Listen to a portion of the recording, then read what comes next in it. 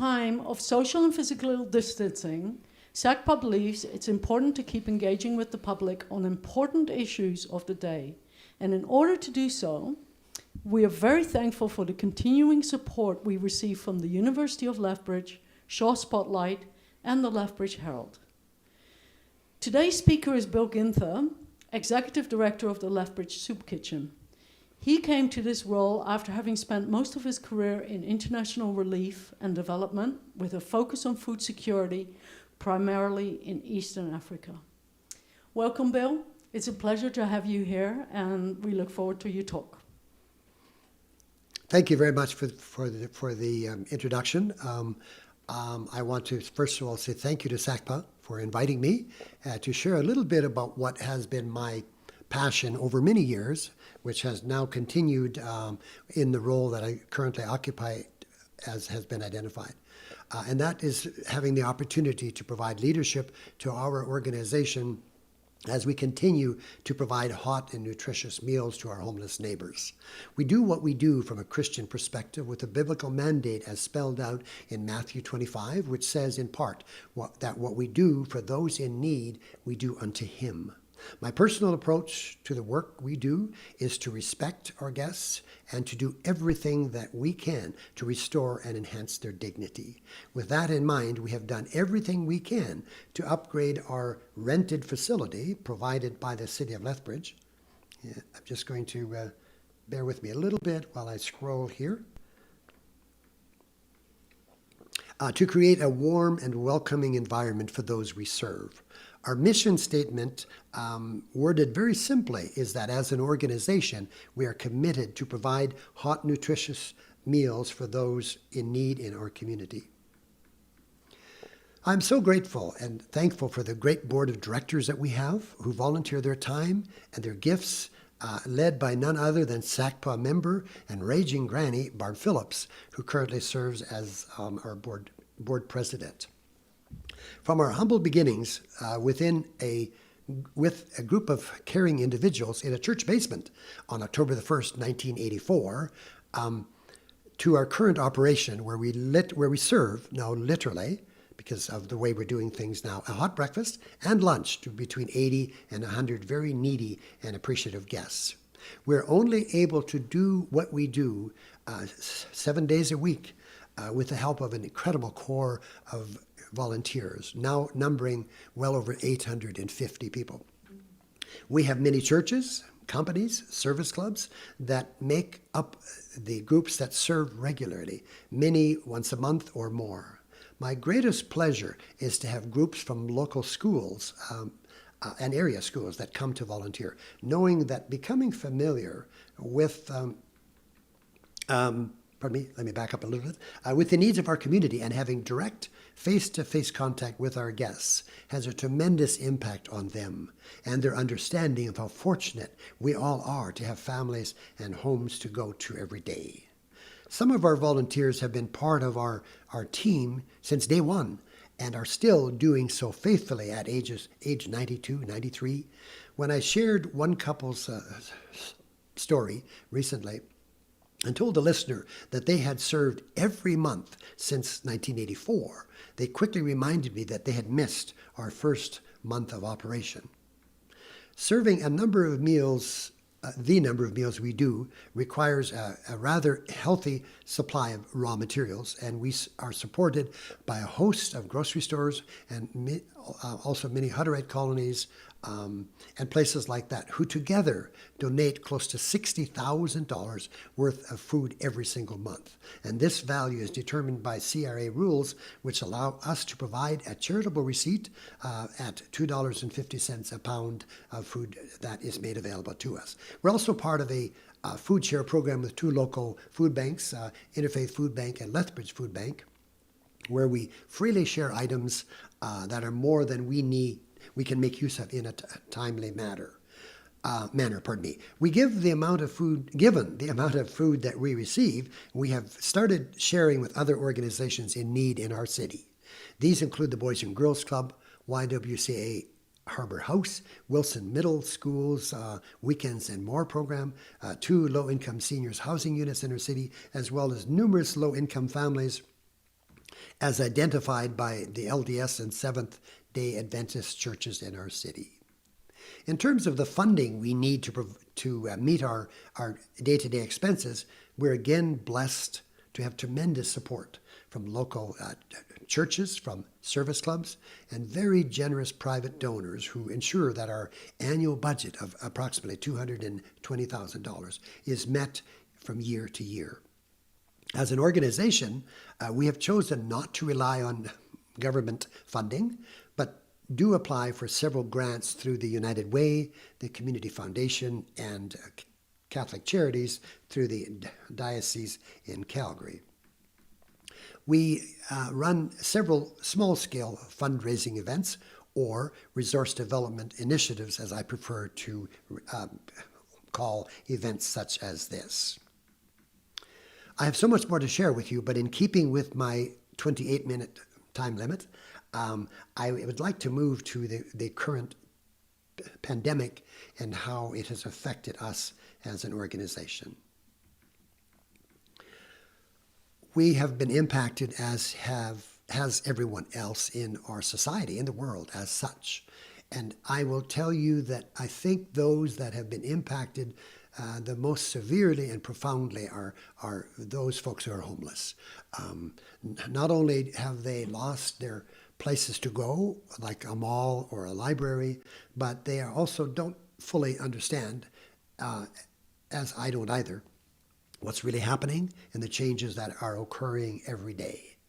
So it has affected our organization's ability to continue providing hot meals to our guests. I heard a great line on an interview on CBC this morning, and it went something like this: "We are all on a personal roller coaster ride in the world theme park that is our current experience." And so everybody's experience is different. And so what we experience is not what you experience. And so I want to share a bit more about what we've done to help mitigate the spread of the virus that we've heard so much about. So I would, pardon me, I'll get the right word here. Suffice it to say that we too have been greatly impacted. I refer to this virus as a silent and invisible enemy.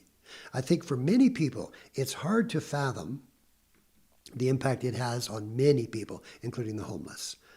As an organization, we are keenly aware of the day-to-day changes and suggestions provided to us and all of us through the various government departments and have done everything possible to adhere to many recommendations regarding what was once called social distancing and now called physical distancing.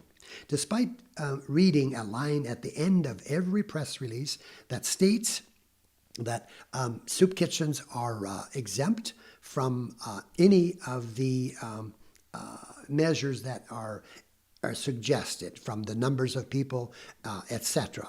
And I'm just scrolling back, if you don't mind. I just lost my place for a little bit, so bear with me, and I'm getting there.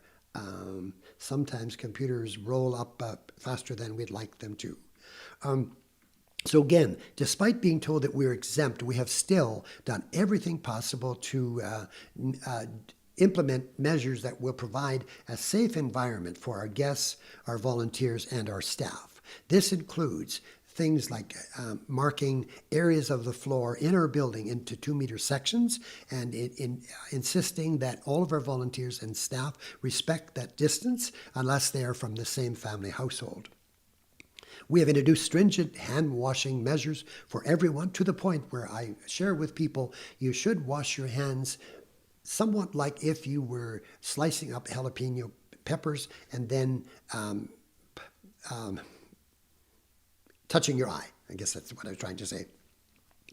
We require that all of those who are preparing or serving food wear disposable gloves at all times and to change them with every change of kitchen duties.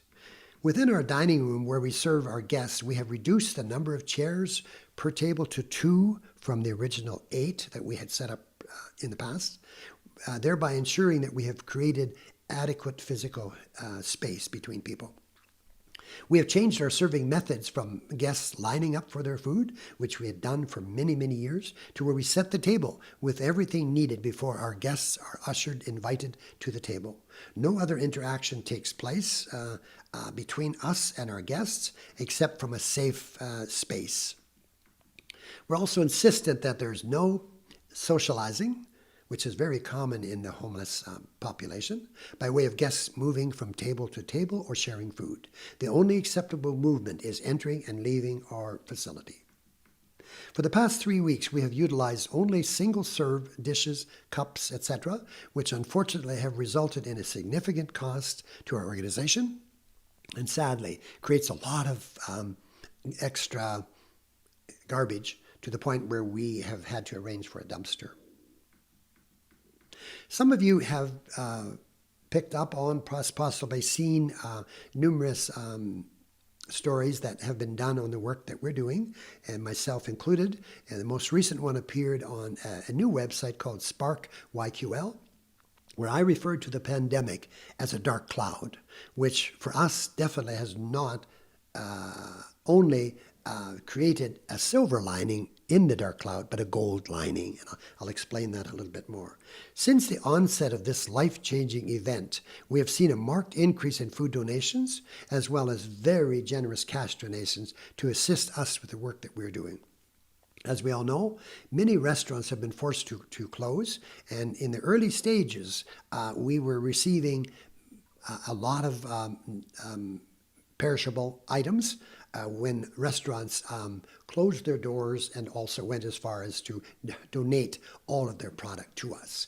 It's been a bit of a challenge to utilize all of these items in a timely manner, and I have to say very with a thankful heart that we have not had to throw out anything. We have provided some items to local farmers and people that have animals like, for example, rabbits, who gladly eat lettuce even if it's spoiled. There's so much more I could say about this, but I simply want to add that our community, as usual, has stepped up in amazing ways, and we are more than grateful. I believe that we as an organization are one of very few, and maybe the only one, where for us, for all intents and purposes, it's business as usual.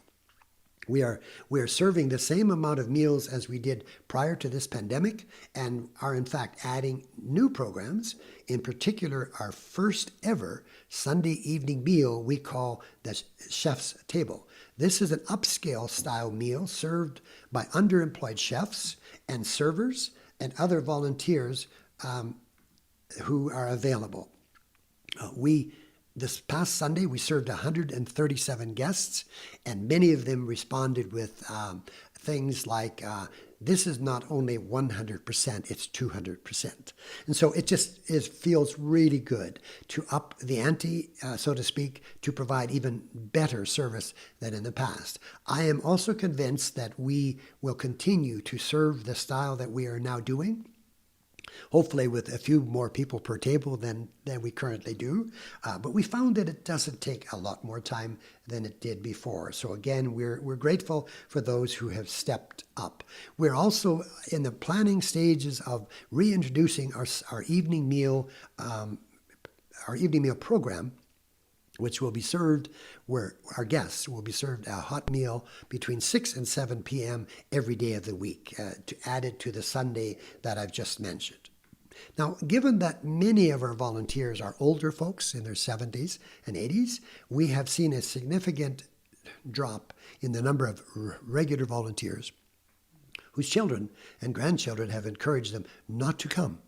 But many of these people have been replaced by a new group of younger volunteers, such as teachers and others whose jobs have been placed on hold on a temporary basis. We also have seen local service clubs, such as a local Rotary Club, Lethbridge Rotary East, step up and provide a hot breakfast, as well as to putting together events and opportunities for their members to contribute to us. And so there's been some amazing numbers and some amazing stories related to that. For those of you that follow us on Facebook, if you don't, you should. It's the Lethbridge Soup Kitchen on Facebook, and we post something most days. I do want to emphasize that there have been some amazing stories, and I want to share with you, with the time I have remaining, and I see I still have a bit, and that is that we have seen some things that I would never have imagined. I had a phone call, oops, not to touch my face, about a week and a half ago from a young lady by the name of Eva Ketchmark from Lomond. And Eva is 12 years old. And Eva came to the soup kitchen to help serve a meal to our guests, I think a few months ago. And I think she came twice with other members of her family and also members of her school class. Eva was so moved by what she heard, as I normally, as much as possible, share with young people the impact that they're having and get them to fully understand how fortunate they are. And so she shared with me how her life was changed. Now, I was quite moved by that because we have a number of grandchildren that age, around that age. To hear someone say that my life was changed at 12 years old, I really wonder what the future holds for her. Eva is part of the area 4-H club, and what 4-H members do, at least the beef club, they raise a young calf from birth to market size and weight, which can be up to 1,000 pounds. Eva decided, given that the local or the current pandemic has not allowed their 4-H club to do their usual auction, that she would donate that animal to us. So we went out to visit her yesterday and did a story. And some of the things she said were just that she feels that given the situation we're in at this point, many people are without food, and she wants to do her part as a 12-year-old to provide for the hungry people locally and the world. And so it's a pretty ambitious approach for a person of her age, and we were blessed to get to meet her and her mother and father out on the farm. That story is getting some traction, and it should, because we have people that are just stepping up in a way that we would not have imagined. We will have access to this animal, which will be completely processed, cut, wrapped, and frozen.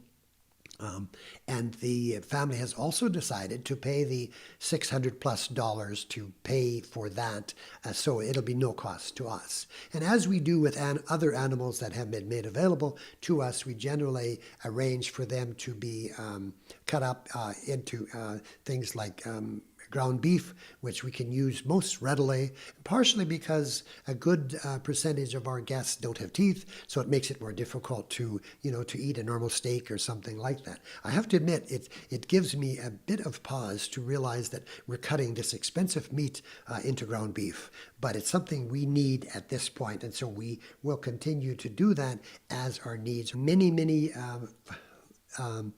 Many people reach me by phone and by email saying that we have food that we would like to donate, but we are feeling that we shouldn't leave our homes. And so they'll place the items in question on their steps, and I will go there after hours with great pleasure and simply retrieve these items, and they become a part of our inventory. As you can imagine, our inventory has increased a lot. Both our walk-in cooler and freezer have many items stacked on the floor, which we don't want to discuss too broadly, although I just have, because we like to stay within the health regulations and keep things neat and clean so that there's no risk of making anyone ill. I want to say that earlier I stated about the COVID-19 mitigation measures, which I've called 101.8 or 9 or 10, as we adjust each day. We have made the decision that we will, at this point, not utilize masks, primarily due to the fact that I have not had a definitive answer from anyone, including the medical experts, whether this should be done. We had one church group late last week whose membership or whose leadership made the decision on behalf of the group of about 10 individuals that they would prefer for them to wear masks. I did say I am certainly not opposed to people doing that to a great degree, but I did not want them, and insisted on that, to wear masks while our guests are in our dining room. The reason being that I think we've instilled enough fear in those who don't fully understand what's happening. And I think to have them being served by, a large group of individuals looking like masked marauders, if I can say it that way, I think that instills unnecessary fear. So at this point, we have not been told that we need to. We have not been told that we need to close our doors, although we are prepared. We have contingency plans in the event that we would reach that point where our doors could be closed. I've been part of a large discussion group, which is, I guess, referred to as an emergency measures approach, where we are prepared in the event that this pandemic would worsen. I don't know if there's a word for a pandemic that is worse than it was before. But we are prepared. We have plans in place that we would, in fact, prepare meals in our facility as we are able, as long as we're allowed to enter. And these would then be made available to people on a takeout basis, which is something that we have resisted in the past, as we feel that it may not be the healthiest approach. But we do feel that we need to continue to provide not only a bagged lunch, which I don't disagree with, but we want to up the ante for our guests and provide them with a hot meal, due to the fact that they are out of doors. They have no place to go. They need to have a hot meal, such as a hot breakfast with oatmeal, because that is what gets you going for the day. Most of our guests will not have any access to food on their own, so they are totally dependent on us, and we are more than willing to continue to provide the meals that they need, following a Canada Food Guide and making sure that we have a good variety of foods that would be in their best interest to absorb. We are also are very, very committed, along with our many volunteers and also those who support us, to continue as long as we're able. So I want to say, with the few minutes that I have left, that I want to emphasize that the soup kitchen will continue to operate as we are allowed to. And I mean by that is if our ability to do our job is curtailed, we'll adjust accordingly. So that in the unlikely event, from my perspective, that things deteriorate to the point where our doors will be closed, as I said earlier, we have contingency, that's hard to say, plans in place where we will continue to provide the meals that our homeless population needs, regardless of the circumstances we face. One more time, and I have a couple of more things I want to share with you, but before I run out of time, I want to make sure that I say, a thank you to all of you that are members of SACPA, which I only learned recently is Southern Alberta Council, I believe, of Public Affairs. So obviously my first time sharing in this forum, but I also have met many people that are part of this, what I feel is a great organization that provides some valuable information, and I trust that the information I have shared will be considered valuable as well. So I want to again say thank you for affording me the opportunity to share just a little bit about the work that our volunteers and staff do to ensure that we are in fact providing hot, nutritious meals to the most vulnerable in our city. I do want to add that I feel that I would much prefer to have some of our dedicated volunteers in this spot rather than me. I know that we have many people that would have great things to say, and I am also deferring to them when some of the many news or media outlets come to see what we're doing. I would much rather have them share what's happening. But I do realize my responsibility. I do realize that I'm in a position to be the face of the Lethbridge Soup Kitchen, and I do that I'm honored to do that, and I do that with great pleasure. Some of you may know that this is my third unretirement job, and so I just feel that I have been placed here for a purpose, It's certainly not without error, but we do adjust accordingly when we do things that maybe are not necessarily seen as being in the best interest of those we serve. But again, I will emphasize that whatever we do, and this is stated on a regular basis to our staff and also our volunteers, we will do everything we can to enhance the dignity of people. I do know there's very little dignity when you're on the wrong side of a soup kitchen line. This is not a place where people want to be.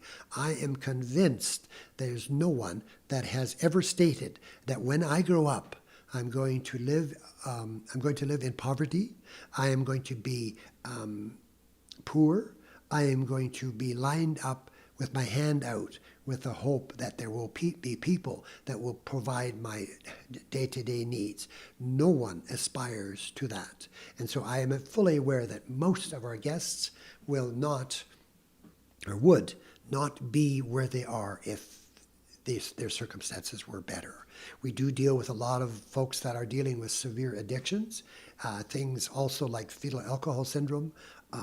We have people that tell me on a daily basis that I wish nothing more than to move beyond where I'm at. And so I know our city is working diligently to rehome many people. I've heard the number of 150 that would not look after the homeless population that we currently have in our city. But I think we're doing things that we need to do. It's extremely unfortunate that it takes a difficult pandemic such as this to have people sit up and take notice and start to make plans to assist those most vulnerable in our society. So I want to end again by saying I really appreciate this opportunity. I'm open to having anyone stop by if you feel safe at the soup kitchen, as long as you wear your gloves and not masks. And I am very excited about answering any of the questions which I think there may be. I do know one person who already told me they would ask a question. I want to share with you quickly that in terms of the answers to the questions, I will do my best to answer them, obviously to the best of my ability. But I've also been, it's been said that some of us know how to create an answer that sounds plausible. I won't go that route. I will resist the politician's approach and give you a non-answer. I will answer to the best of my ability, but recognizing that we are it's a very fluid situation. And what I say today may be different tomorrow, only because of what we have been told and continue to hear. So again, thank you for your patience. And I think this is very close to the end of the time that we have. So again, thank you very much.